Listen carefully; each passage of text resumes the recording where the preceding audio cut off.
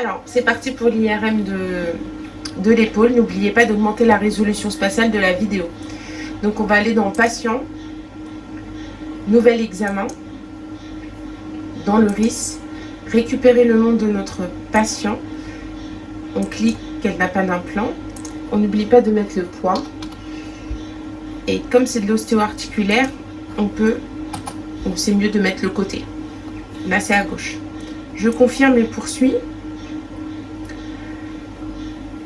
Dans ma base de données, je vais aller récupérer mon protocole. En cliquant sur le plus, je charge le protocole qui m'intéresse. Ici, il s'affiche là. Et je vais pouvoir commencer mon acquisition en cliquant sur démarrer l'acquisition ici.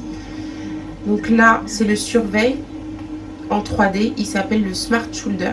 Donc au lieu que ça soit des coupes à coupe dans les 3 plans, c'est un 3D avec une étoile. Pourquoi il y a le Smart? Le Smart, c'est l'intelligence artificielle incorporée dans la machine de Philips qui, quand les étoiles sont validées en jaune, va nous faire quasiment un placement automatique des coupes. Donc on va voir ça au fur et à mesure. Du coup, pour ce faire, le survey se fait en 3D et va être reconstruit dans les 3 plans qui vont s'afficher là.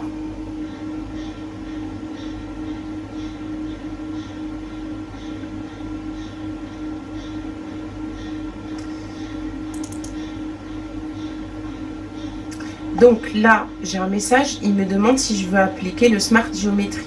Donc c'est le Smart dont je vous ai parlé. Je clique sur Continuer et il va placer automatiquement mes coupes par rapport à l'articulation de l'épaule. Donc là, on va se placer en coupe sagittale par rapport à l'articulation gléno-humérale. Comme en radio, on enfile l'articulation. Et du coup, ce n'est pas du sagittal ou même tout à l'heure du coronal anatomique. Voilà, d'accord. D'accord, c'est vraiment par rapport à... c'est articulaire. Donc c'est un sagittal par rapport à l'articulation, c'est pas par rapport à l'anatomie voilà. De référence. Okay. Non. Donc, il me l'a bien placé grâce au Smart. J'ai plus qu'à vérifier que je sois bien ici en coupe sagittale. Que je ne coupe pas mon épaule, que j'ai bien tout ce qu'il me faut, ainsi que les insertions musculaires et tendineuses. J'ai accepté ici. Le ticket qui était grisé là est devenu validé et du coup il lance automatiquement l'acquisition avec le petit bonhomme qui est là. Donc n'oubliez pas, c'est un sagittal par rapport à l'articulation. Voilà. On va placer le corot ici. Donc, comme pour tout ce qui est articulaire, c'est toujours 3 plans T2, FATSA-T ou RO ou DP, ça dépend comment c'est appelé, et un plan T1. Le corot, il me l'a placé pareil automatiquement grâce au Smart. Donc à chaque fois qu'il y a l'étoile comme ça, jaune, c'est que le Smart est enregistré et qu'il se place tout seul. Toujours vérifier, hein, c'est à nous de vérifier quand même. Donc là, on est parallèle à l'articulation gléno-humérale qui est là.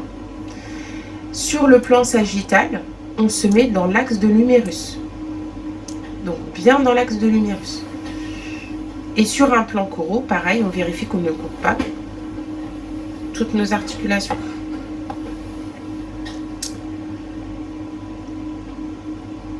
Faites attention si le patient n'est pas bien installé ou qu'il a une épaule épaisse. Ici, ça peut, si je tourne un petit peu trop, il va me dire que je suis sur un plan sagittal et il va nous inverser nos images. Donc là, moi, il s'est placé tout seul grâce à l'étoile. Mais si vous devez placer vous-même les coupes, faites attention à la corrélation du nom de la séquence avec le placement de coupe. Donc il suffit de tourner un tout petit peu pour passer d'un plan courant à un plan sagittal, là pour le coup. Ah d'accord, il faut faire très attention à ça. Il faut faire attention parce qu'on sait très bien, en tant que manip, qui avons tous appris la radio, que pour enfiler en radio l'articulation gléno-humérale, on tourne le patient à 45 degrés parce que l'articulation elle est tournée à 45 degrés. Donc là on joue avec la limite entre un plan sagittal et un plan corot dans l'espace. D'accord. Donc si on tourne un tout petit peu trop nos plans de coupe, à ce moment-là, ben, on va basculer sur un plan sagittal au coraux. Donc là, on a la possibilité de vérifier qu'on fait bien un plan coronal. D'accord. Donc ça, c'est une petite subtilité à bien connaître sur l'épaule.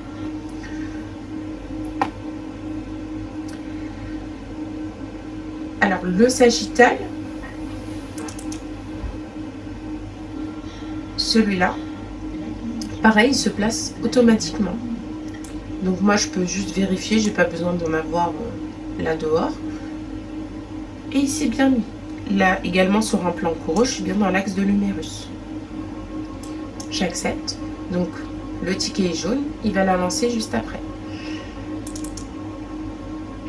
Et sur un plan axial, pareil, il me le place bien, tout seul.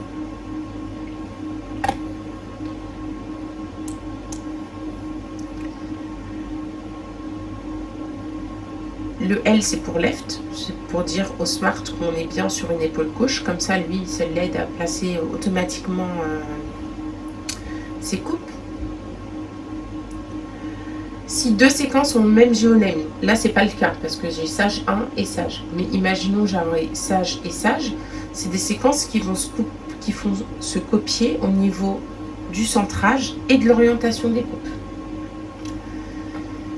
Si j'ai un patient, il faut que je fasse plus de coupes, on a la possibilité ici de choisir le nombre de coupes ou de changer en millimètres la couvrance que l'on veut faire. On peut jouer également sur l'épaisseur et l'espacement, rien que sur cette page-là.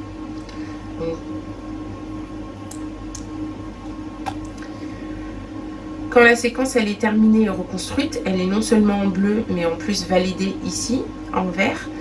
Pour la voir, je clique gauche, je glisse et elle apparaît là. Je peux jouer sur le contraste avec la molette du milieu et je vais faire défiler mes images en cliquant à gauche avec la souris et en glissant. Voilà. Toujours bien vérifier ces séquences, hein, être sûr que le patient n'ait pas bougé.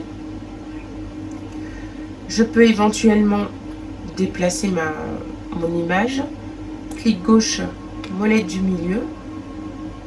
Je peux aussi la zoomer si je ne vois pas très bien. Donc clic du milieu et clic droit.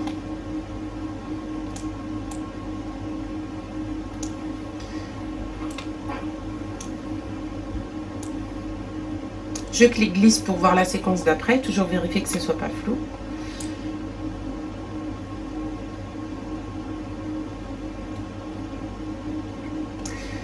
Donc là, Rachid, quand on regarde, c'est bien une épaule gauche.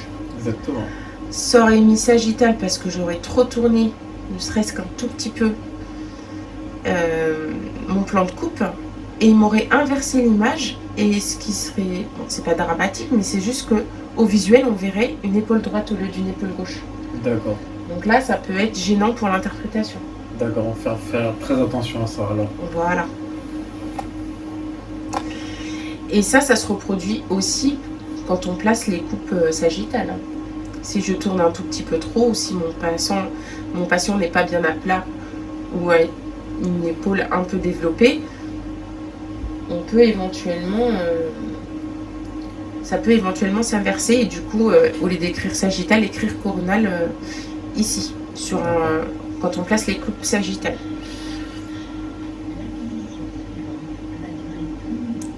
Donc je vérifie au fur et à mesure. Hein.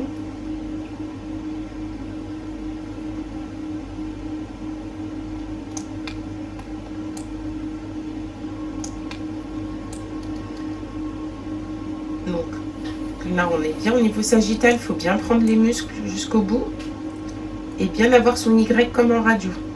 Vous avez vu? Quand on fait le profil de l'ami. D'accord. Voilà. Et sortir de l'articulation.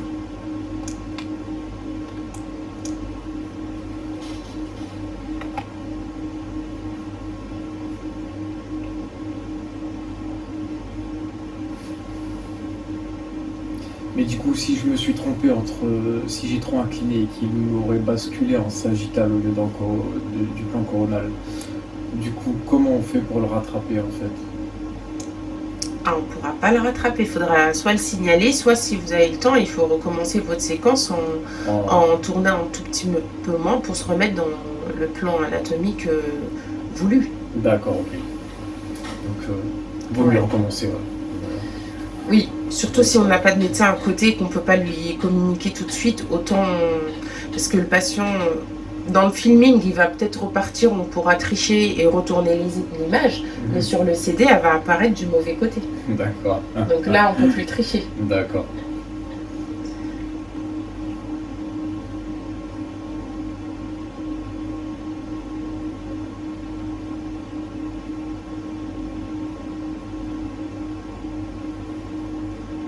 Pareil, le sagittal, on aurait eu un sagittal, du coup, retourné d'une épaule droite.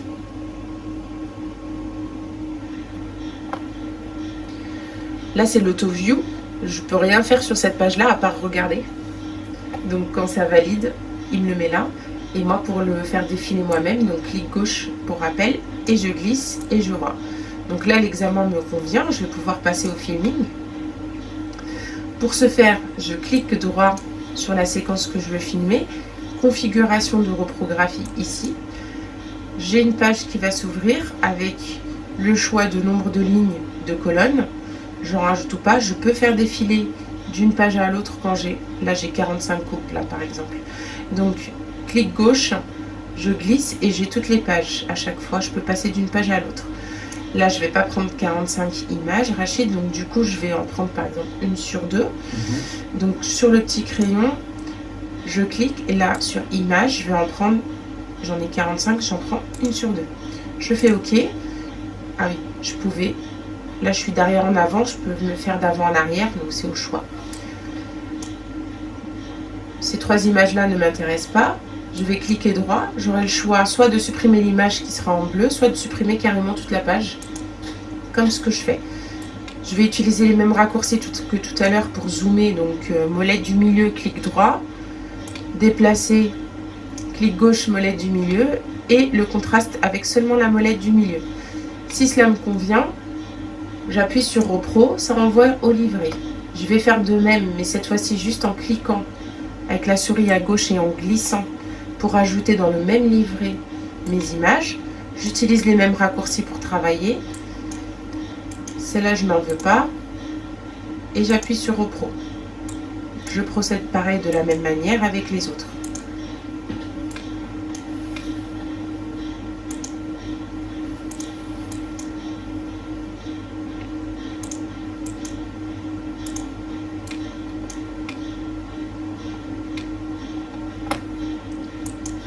Lorsque j'ai fini mon filming, il va s'envoyer automatiquement. Là, je vais juste faire le CD. Je clique sur Patient, Administration, Graveur. Et voilà, notre examen d'épaule est terminé. Merci Wafa.